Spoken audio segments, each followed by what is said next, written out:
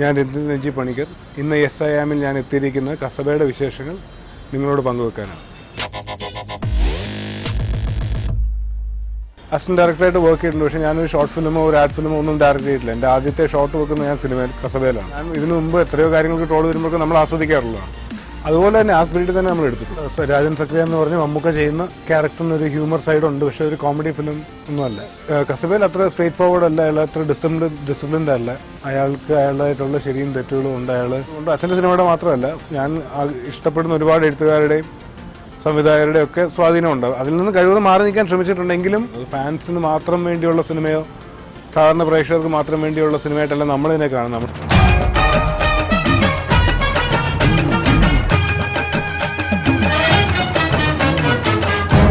കസബ ഇപ്പോൾ ടീസർ കണ്ട പോലെ ഒരു ടീസർ കണ്ടവർക്ക് ഇപ്പോൾ കോമഡിയും ആക്ഷനും എല്ലാം ഉണ്ടെന്ന് തോന്നുന്ന പോലെയല്ല. കസബ ഒരു ആക്ഷൻ മൂഡിലുള്ള സിനിമയാണ്. എന്ന് വെച്ചാൽ ഒരുപാട് ആക്ഷൻ സീക്വൻസുകളൊന്നുമില്ല.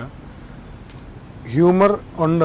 രാജൻ സക്രിയ എന്ന് പറഞ്ഞ് മമ്മൂക്ക ചെയ്യുന്ന ക്യാരക്ടറിന് ഒരു ഹ്യൂമർ സൈഡ് ഉണ്ട്, പക്ഷേ ഒരു കോമഡി ഫിലിം ഒന്നുമല്ല. കസബ ഒരു ആക്ഷൻ ഡ്രാമ ആണ്.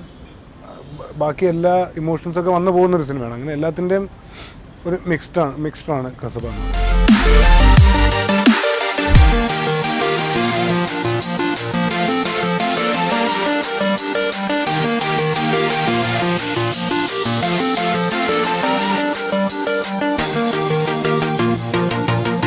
രാജൻ സക്രിയ മമ്മൂക്ക ചെയ്തിട്ടുള്ള പോലീസ് ഓഫീസേഴ്സ് കഥാപാത്രങ്ങൾ മെയിനായിട്ട് ആവനാഴി ആയാലും ബൽറാം ആയാലും യവനിക ആയാലും ഒക്കെ ഒരു സ്ട്രെയിറ്റ് ഫോർവേഡായിട്ടുള്ള ഒരു ഡിസിപ്ലിൻഡ് ആയിട്ടുള്ള ഒരു പോലീസ് ഓഫീസേഴ്സ് ക്യാരക്ടേഴ്സ് ചെയ്തിട്ടുള്ളത്.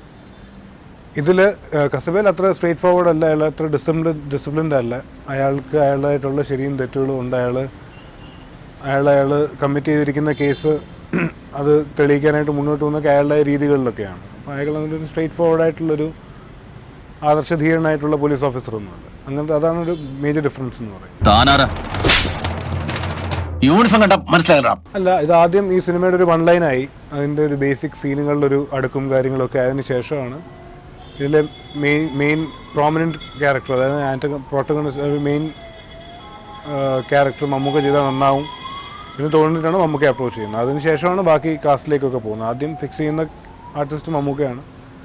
ഇതിൻ്റെ ഒരു 1 ലൈൻ ആയി കഴിഞ്ഞപ്പോൾ ഇതിൻ്റെ ബാക്കി സീനുകളുടെ ഒരു ഡീറ്റെയിലിംഗ് ഒക്കെ വന്നു കഴിഞ്ഞാൽ മമ്മൂക്ക ചെയ്താൽ നന്നാവും എന്ന് തോന്നി. എങ്ങനെയാണ് മമ്മൂക്കയിലേക്ക്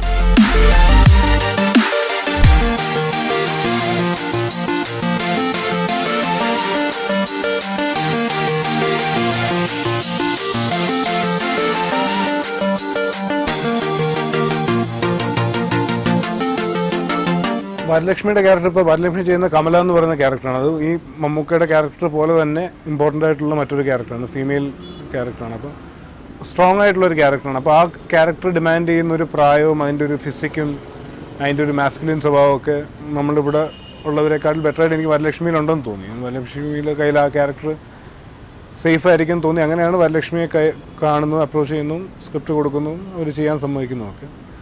അതുപോലെ തന്നെ സമ്പത്ത് സാർ ചെയ്ത നമ്പ്യാരെന്ന് പറഞ്ഞ ക്യാരക്ടർ അതൊരു ഫ്രഷ്നെസ്സിന് വേണ്ടിയിട്ടാണ്. നമ്മൾ സ്ഥിരം കാണുന്ന മുഖങ്ങൾക്കപ്പുറത്തേക്ക് പിന്നെ സമ്പത്ത് സാറിൻ്റെ ഒരു ഫിസിക്കും കാര്യങ്ങളൊക്കെ അതിന് ഗുണകരമായിട്ടുള്ള കാര്യങ്ങളാണ്. പിന്നെ ഒരു ബോർഡർ ടൗണിൽ നടക്കുന്ന ഒരു സിനിമയാണ്. അപ്പോൾ കുറച്ചുകൂടി ഒരു മലയാളിത്തം, അത് കൃത്യമായിട്ടൊരു മലയാള സ്വഭാവം ഇല്ലാത്ത നടീനടന്മാരുണ്ടെങ്കിൽ ഇച്ചിരി ബെറ്റർ ആവും ആ ക്യാരക്ടേഴ്സും തോന്നിയതിൻ്റെ ബേസിസിലാണ് അത് ചെയ്യുന്നത്.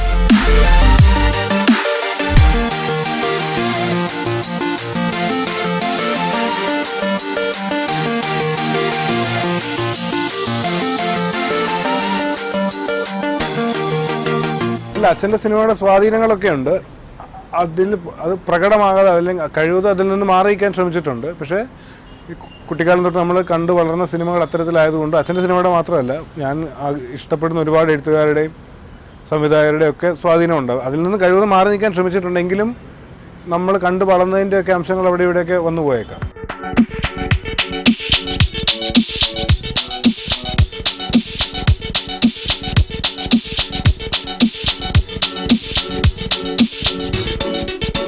ഫാൻസിനെയും സാധാരണ സിനിമാ പ്രേക്ഷകരെ ഒരുപോലെ തൃപ്തിപ്പെടുത്താനാണ് ശ്രമിക്കുന്നത്. ഫാൻസിന് മാത്രം വേണ്ടിയുള്ള സിനിമയോ സാധാരണ പ്രേക്ഷകർക്ക് മാത്രം വേണ്ടിയുള്ള സിനിമയായിട്ടല്ല നമ്മളിതിനെ കാണുന്നത്. നമ്മൾ എല്ലാ തരത്തിലുള്ള എല്ലാ ധ്രുവത്തിലുള്ള ആൾക്കാർക്കും ഒരുപോലെ ഒരു മെജോറിറ്റിക്ക് ഇഷ്ടപ്പെടുന്ന രീതിയിൽ ഒരു സിനിമ ചെയ്യാനാണ് ശ്രമിച്ചിട്ടുള്ളത്.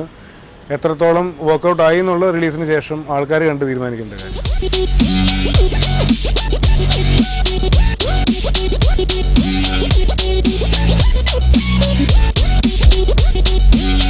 അല്ല, മമ്മൂക്കയെ പോലെ ഒരാൾ ഒരുപാട് പുതുമുഖ സംവിധായകർക്കും എഴുത്തുകാർക്കൊക്കെ അവസരം കൊടുത്തിട്ടുള്ള ആളാണ്. മമ്മൂക്ക സപ്പോർട്ടീവായിട്ട് നിൽക്കുന്ന ഒരു ആർട്ടിസ്റ്റാണ്. പിന്നെ എന്നെ സംബന്ധിച്ചോളം ഞാൻ അസിസ്റ്റന്റ് ഡയറക്ടറായിട്ട് വർക്ക് ചെയ്തിട്ടുണ്ട്. പക്ഷേ ഞാനൊരു ഷോർട്ട് ഫിലിമോ ഒരു ആഡ് ഫിലിമോ ഒന്നും ഡയറക്റ്റ് ചെയ്തിട്ടില്ല. എൻ്റെ ആദ്യത്തെ ഷോട്ട് വെക്കുന്നത് ഞാൻ സിനിമയിൽ കസബയിലാണ്.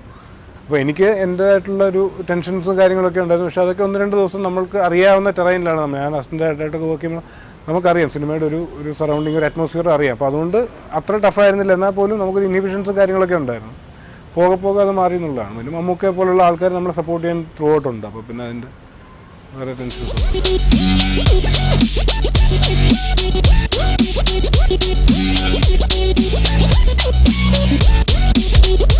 ഇതിൻ്റെ ക്യാമറ കൈകാര്യം ചെയ്തിരിക്കുന്ന സമീർ ഹക്കാണ്.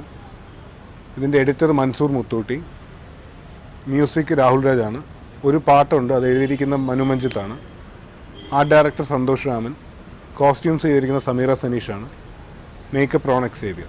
ഇത് ഇത്രയും പേരാണ് ഇതിൻ്റെ മെയിൻ ഒരു കോ ടെക്നിക്കൽ സൈഡിലുള്ള ആൾക്കാർ.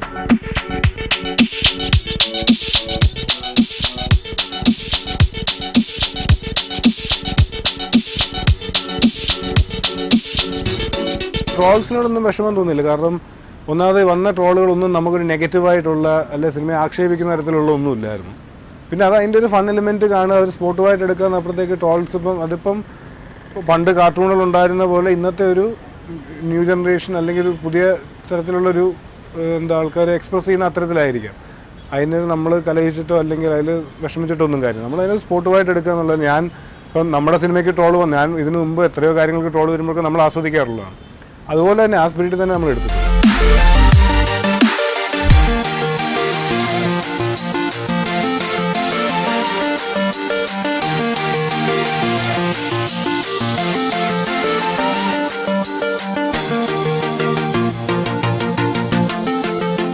അച്ഛൻ്റെ ഉപദേശം കഴിവത് അച്ഛൻ്റെ പോലത്തെ സിനിമ ആവാതിരിക്കുക, നീ നിൻ്റെ ടൈപ്പുള്ളൊരു സിനിമ ചെയ്യാന്നുള്ളതായിരുന്നു ഉപദേശം. എന്നാൽ വേറെ പ്രത്യേകിച്ച് ഉപദേശം.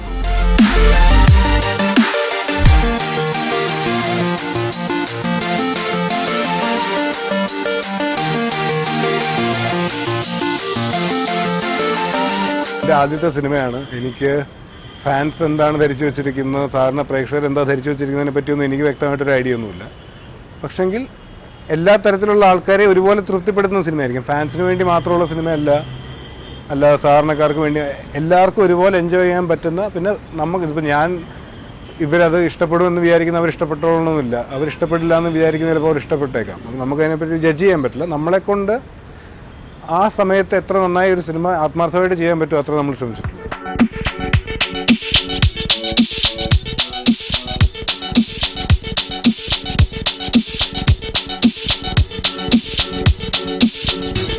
പുതുമുഖ സംവിധായകൻ നിലയ്ക്ക് ഇതെൻ്റെ ആദ്യ സിനിമയാണ്. നിങ്ങൾ തിയേറ്ററിൽ പോയി കാണണം സിനിമ. ഇഷ്ടപ്പെട്ടാൽ സപ്പോർട്ട് ചെയ്യണം, അത്രേ ഉള്ളൂ.